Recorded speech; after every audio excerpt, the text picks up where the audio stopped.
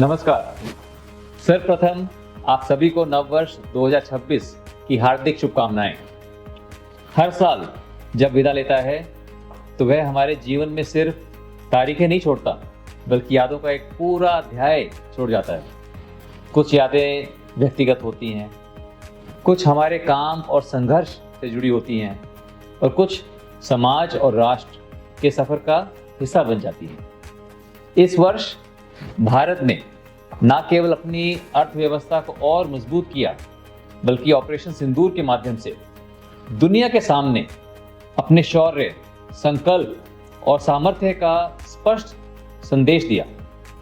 यही कारण है कि आज दुनिया भारत के साथ व्यापार और सहयोग बढ़ाने को इच्छुक है और भारत अपने निर्यात और क्षमताओं को नए आयाम दे रहा है। 2025 की सबसे बड़ी उपलब्धि केवल आंकड़ों या रैंकिंग में नहीं थी, वह लोगों के जीवन में दिखाई दी। जब किसानों को सीधा लाभ मिला, जब परिवारों को इलाज और आवास की सुरक्षा मिली और जब मेहनतकश श्रमिकों को पहचान और सम्मान मिला। यही राष्ट्र निर्माण का असली अर्थ सामने लाता है। मुझे गर्व है कि इसी सोच के साथ हम जिंदल परिवार भी अपने विभिन्न संस्थानों के माध्यम से राष्ट्र निर्माण में अपना योगदान दे रहे हैं।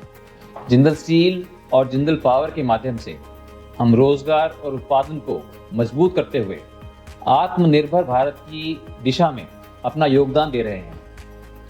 ओपी जिंदल ग्लोबल यूनिवर्सिटी और ओपी जिंदल यूनिवर्सिटी के जरिए हम एजुकेशन, रिसर्च और फ्यूचर लीडरशिप पर लगातार काम कर रहे हैं।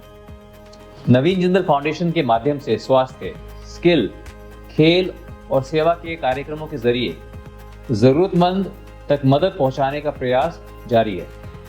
साथ ही फ्लैग फाउंडेशन ऑफ इंडिया के माध्यम से हम तिरंगे के सम्मान और जागरूकता को जन जन तक पहुंचाकर देशभक्ति को एक सकारात्मक प्रेरणा बनाने का काम कर रहे हैं। 2026 के लिए मेरा विश्वास स्पष्ट है कि अगर हम सब अपने अपने हिस्से की जिम्मेदारी निभाएं तो विकसित भारत कोई सपना नहीं, बल्कि एक साकार होती सच्चाई बन सकता है। इस नए साल पर मैं आप सभी से यही कहना चाहता हूं कि देश आगे बढ़ रहा है और इस यात्रा में आपकी भूमिका बेहद महत्वपूर्ण है। आप और आपके परिवार को नववर्ष की हार्दिक शुभकामनाएं। स्वस्थ रहें, सकारात्मक रहें और भारत के भविष्य को मजबूत बनाने में अपना योगदान देते रहें। धन्यवाद। जय हिंद।